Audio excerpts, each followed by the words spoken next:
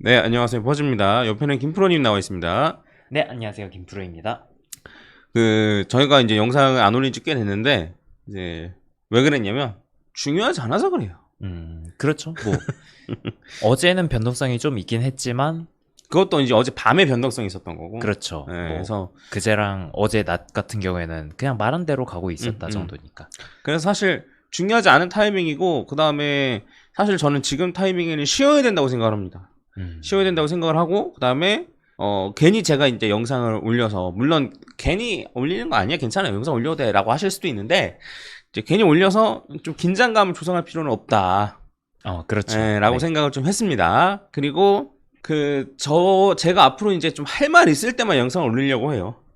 할 말이 없어도, 쥐어짜가지고 사실 이제 하루에 하나씩 올리려고 노력을 했었는데, 네. 그러니까 또 이제, 또, 이상한 소리들 제가 많이 하는 것 같아서, 할 말 있을 때만, 네, 영상 올리는 쪽으로 하겠습니다. 뭐, 중장기적으로 보면은 영상을 올리는 횟수를 좀 줄이는 것도 뭐, 목표이긴 합니다. 뭐, 이제 포트폴리오반 재매매 이런 거 먼저 신경 쓰고, 네, 네. 이렇게 할 거라서, 아무튼 이거 양해 좀 부탁드리고, 일단은 비트랑 이더 관련된 얘기를 오늘 할 건데, 일단 어제 이더가 현물 ETF가 승인이 됐다고는 하는데, 이제 스테이킹 관련된 부분들은 안 된다. 네. 뭐 이런 얘기. 그래서 스테이킹 관련된 부분들을 빼고 이더리움 ETF를 낼 것이냐. 근데 이더리움을 갖고 있는 거에 대한 메리트가 어쨌든 스테이킹이긴 한 건데, 요새는 뭐 바이낸스, 업비트 둘 다 이제 이더리움 스테이킹 서비스를 제공하죠. 그래서 뭐 장투로 갖고 계신 분들 같은 경우에는 연 한 4% 정도 수익은 아마 스테이킹으로 이제 가져갈 수 있는 건데, 네. 근데 이제 스테이킹으로 받는 보상도 이더리움을 받는 보상이어서 사실 실제로는 더 많을 가능성도 없죠. 이더리움 가격이 계속 꾸준히 오르니까. 어쨌든 그래서 이거는 승인이 된 거긴 된 건데 된 건가? 뭐 약간 이런 느낌. 그쵸. 약간 반쪽짜리 승인 느낌이 나기는 하죠.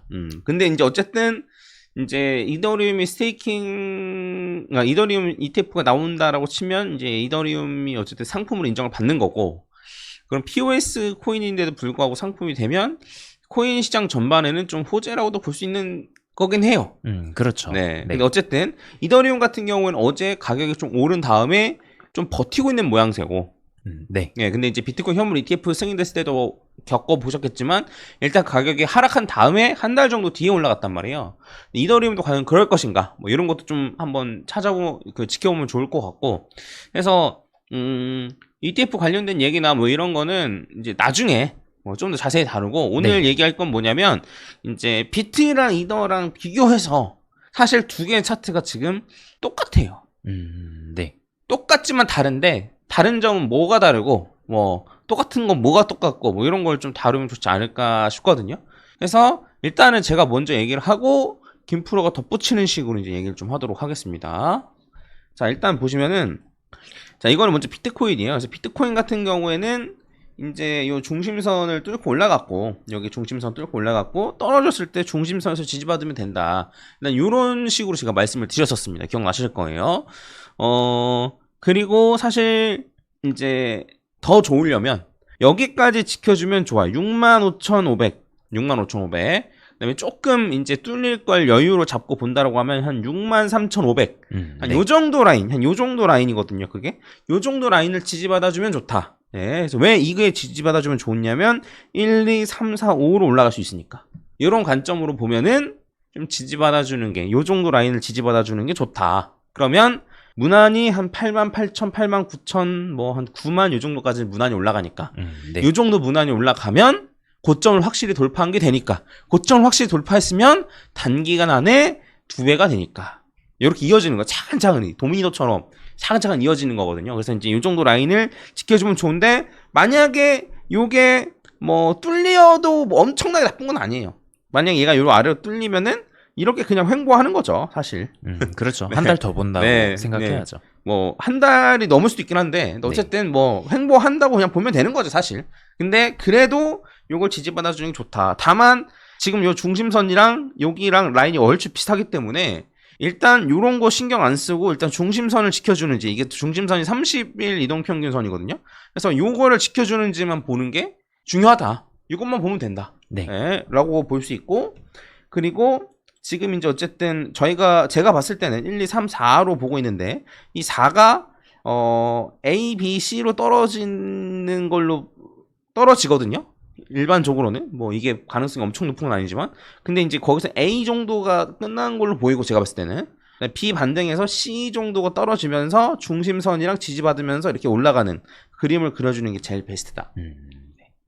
이렇습니다. 비트는 어떻게 좀 다르게 보고 있는 거 혹시 있니?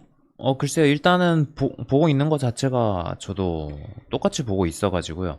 다만 이게 3파가 올라가는 게 그냥 지금 3파가 161.8까지 올라갔다는 건 세부 카운팅에서 상승을 이렇게 끝났다고 보신 거죠. 1, 2, 3, 4로. 해가지고 저는 이게 더 올라가가지고 이제 여기까지 올라갈 가능성은 없나 그거를 보고 있기는 한데 근데 이게 네. 내가 봤을 때는 요게 너무 깔끔하게 1, 2, 3, 4, 5가 끝나서 1, 2, 3, 4, 5가 너무 깔끔하게 끝났거든. 네. 그래서 그냥 요게 3파고 3파가 그냥 161.8 정도까지만 갔다라고 보는 게 네. 제일 좀 가능성 높지 않나. 네. 너도 제일 높다고 보고 있는 거잖아. 그렇죠. 가능성은 제일 높게 보고 있죠. 그다음에 이후에 이제 A, B, C 이후에 이제 1, 2, 3, 4, 5 이런 식으로 올라가는 네. 경우, 이런 경우의 수의 가능성이 좀 높지 않나. 네. 이렇게 일단 보고 있습니다. 근데 이제 요 시나리오는 중심선을 뚫고 떨어지면 없어지는 시나리오예요. 그러면은 그렇죠. 이게 깨지는 거죠. 없어지는 시나리오니까 해당 부분 좀 참고하시고, 지금은 중심선을 지지받는지만 확인하면 된다. 솔직히 말씀드리면 네. 비트의 경우에는. 그래서 지금 조정이 뭐 전 나쁘진 않다고 보고 있습니다. 네, 마냥 올라갈 수도 없는 노릇이고. 근데 이제 요 정도 떨어진 거에 흔들리시면 안 되겠죠? 요 사이즈로 흔들리실 분이 계신가 싶긴 하네요. 네, 그래서 굳이 제가 영상을 올리지도 않았던 거고. 네. 네, 해서 요 정도로 볼 수 있을 것 같고, 이더리움은 이제 솔직히 제가 봤을 땐 똑같거든요. 근데 이제 다른 점이 이제 뭐냐면, 이더리움 같은 경우에도 중심선을 일단 뚫고 올라왔는데, 근데 이더리움 같은 경우는 사실 이제 볼린저 밴드 30일, 그러니까 중심선이 30일인 요 볼린저 밴드를 체크할 필요까지는 없고, 제 생각에는. 네. 이더리움 같은 경우에도 이 정도에서 이제 저점을 찍고 나서 새로운 파동이 진행되고 있는 걸로 보이는데, 얘도 이제 똑같이 1, 2, 3, 4가 진행 중인 게 아닐까로 보고 있습니다. 그래서 비트코인은 얘가 161.8까지만 지금 와 있다가 조정받고 있는 상태고, 이더리움은 261.8까지 갔다가 조정을 받고 있는 이런 상태라고 보시면 될 것 같아요. 제 생각에는. 그래서 똑같이 여기에서 조정을 받고 재차 5파로 올라가는 경우의 수를 생각을 해볼 수 있습니다. 그래서 그냥 파동상으로 따지면 똑같다. 비트랑 이더랑 똑같고, 다만 비트랑 이더랑 다른 점은 3파 고점이 비트는 161.8까지 갔고, 네. 이더리움은 261.8까지 갔다. 그 이상 그 이하도 아니다 정도로 볼 수 있을 것 같습니다. 이더리움 뭐 덧붙일 거 있어? 저는 그래도 볼린저 밴드 좀 보긴 봐야 되지 않나 싶기는 하거든요. 네. 그래서 중심선에서 지지 받아주는지. 네. 이것도 결국 중심선이 지금 여기 있는데, 올라온 거를 생각을 하면은 중심선도 이렇게 올라와가지고 100%랑 만나가지고 여기서 요 부근에서 지지를 받아주는지가 중요하지 않을까. 근데 올라갈 거면 거기까지도 안 떨어질 것 같아가지고 이더리움은. 만약 올라간다라고 치면 네. 거기까지 안 떨어질 것 같아서 그냥 볼린저 밴드 상단 타고 올라가는 느낌. 근데 이제 비트가 만약에 떨어진다라고 하면 아마 이더리움도 거기까지 떨어질 수 있을 것 같긴 한데, 네. 근데 이제 그건 이더리움을 볼 게 아니고 비트를 봐야 되니까. 그렇죠. 네. 그래서 요런 식이다. 그래서 조정을 받고 나서 한 번 정도 올라가주면 그게 베스트다. 네. 근데 그렇지 않다 하더라도 좀 횡보하는 기간이 길어지는 것일 뿐 문제는 없다. 네, 이 정도로 정리하면 될 것 같습니다. 끝. 더 얘기할 거 없지?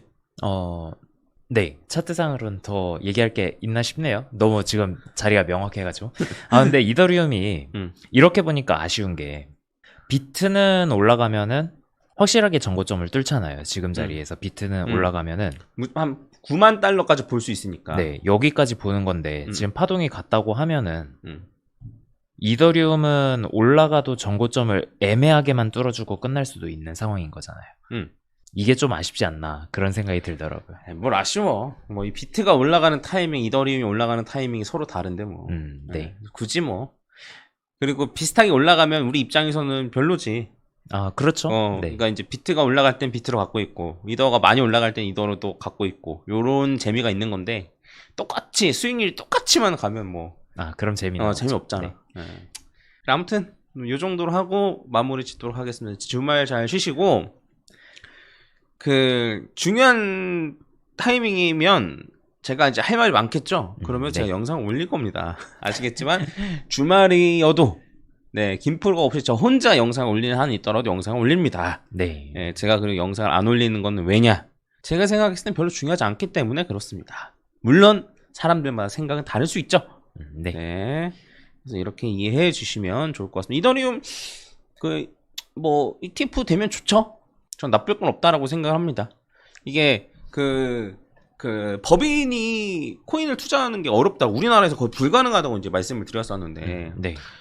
뭐 넥슨에서 갖고 있다고 했는데 넥슨 같은 경우 넥슨 일본 법인이 갖고 있는 거예요. 그렇죠. 근데 이제 미국 같은 경우에도 현물 ETF의 형태로 은행에서 비트코인을 사고 이러한 것들이 이제 나오니까 그리고 지금 현물 ETF가 되면 제가 개인이 들어오는 것보다 기관이나 회사가 들어오는 게 많을 거다. 네. 이런 얘기를 제가 분명히 드렸잖아요. 기억나시겠지만. 그래서 그 현금의 가치가 계속 떨어진다라는 건 조금이라도 이제 요 경제 관심 있으신 분들이라면 다 알고 있습니다. 네. 모를 수가 없어요. 현금의 가치가 계속 떨어지고 있다라는 건. 그래서 현금의 비중이 높은 현금을 쌓아놓고 있는 회사들이 있는데 현금이 많은 회사들이 있거든요. 그런 회사들은 이 현금의 가치가 떨어지는 거에 대한 요 불안감 혹은 아쉬움이 분명 있단 말이에요. 그래서 이걸 부동산 사기도 하고 주식 사기도 하고 그런 건데 그 이제 이러한 해칭용으로 비트코인 그러니까 이제 갖고 있는 현금에 뭐 전부를 비트코인으로 사는 건 아니겠지만 뭐 뭐 빚까지 내가면서 뭐 비트코인 사는 경우는 좀 특이한 케이스고 네. 그 회사에서 쌓아놓은 현금의 진짜 일부분 한 4% 5% 정도만 비트코인을 갖고 있으려고 해도 그 규모가 엄청나다. 그렇죠. 네. 뭐. 그리고 그게 지금 요번에 이제 실적 발표하면서 뭐 어떤 걸 갖고 있는지 이런 거 다 나올 텐데 거기에 이제 비트코인 현물 ETF 형식으로 비트코인을 갖고 있는 회사가 점점 늘어나고 있다. 네. 네. 요런 거죠. 근데 이제 이러한 타이밍에 맞춰서 비트만 살 수 있는 게 아니고 이더도 살 수 있게 되면 좋죠. 네, 좋은 거죠. 이제 투자하는 입장에서는 좀 여러 가지로 좀 볼 수 있는 거죠. 그래서 네. 그 법인으로 투자하는 길도 나중에 아마 열리지 않을까. 그래가지고 사실 저는 뭐 이더리움 ETF가 스테이킹이 안 된다고는 해도 수요는 그래도 나름 있지 않을까 생각하거든요. 어쨌든 법인은 이더리움을 투자를 하려면 ETF를 통해서 해야 되는 건 마찬가지고 스테이킹이 되든 안 되든. 그리고 제 생각엔 매우 높은 확률로 우리나라에서도 현물 ETF가 곧 승인이 될 거거든요. 네. 안 될 수가 없어요, 사실. 네. 근데 현물 ETF가 승인이 되면 인버스 ETF도 조만간 나올 거예요.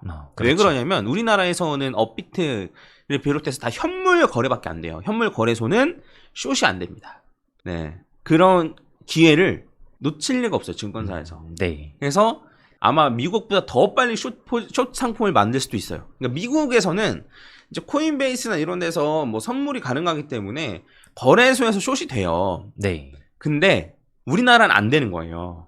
이해 가시죠? 그래서 미국에서는 이제 뭐 비트코인 현물 ETF 만들고 인버스는 좀 늦게 나올 수도 있는데 아마 우리나라에서는 인버스가 굉장히 빨리 나올 가능성도 있습니다. 거의 현물 나오고 뭐 거의 바로 나올 수도 있지 않을까 싶긴 하거든요. 거의 바로 나올 수도 있지. 그래서 그렇게 되면 이제 저희 입장에서는 조금 더 해외 거래소를 안 쓰더라도 그렇죠. 이제 하락에 좀 베팅할 수 있는. 근데 이게 썩 좋은 건 아니에요. 어려워요. 하락에 베팅하는 어려운데 근데 뭐 선택지는 좀 다양하게 나오는 게 뭐 전 나쁠 건 없다고 생각합니다. 그리고 이제 3배 뭐 고버스 이런 거 그런 것도 네 3배 인버스나 안 그러면 네. 뭐 곱하기 3이라던가 뭐 이런 거 충분히 나올 수도 있다. 근데 이제 이게 좋은 건지 모르겠는데 네. 네, 아무튼 뭐 이런 식으로 좀 다루고 자세한 얘기는 나중에 조금 더 이렇게 윤곽이 나오면 그때 좀 더 다뤄보도록 하겠습니다. 네, 주말 잘 쉬시고 네, 뭔 일 있으면 또 영상 올려드리도록 하겠습니다. 네, 감사합니다. 네, 감사합니다. 김프로였습니다. 네, 좋아요 한 번씩만 부탁드려요.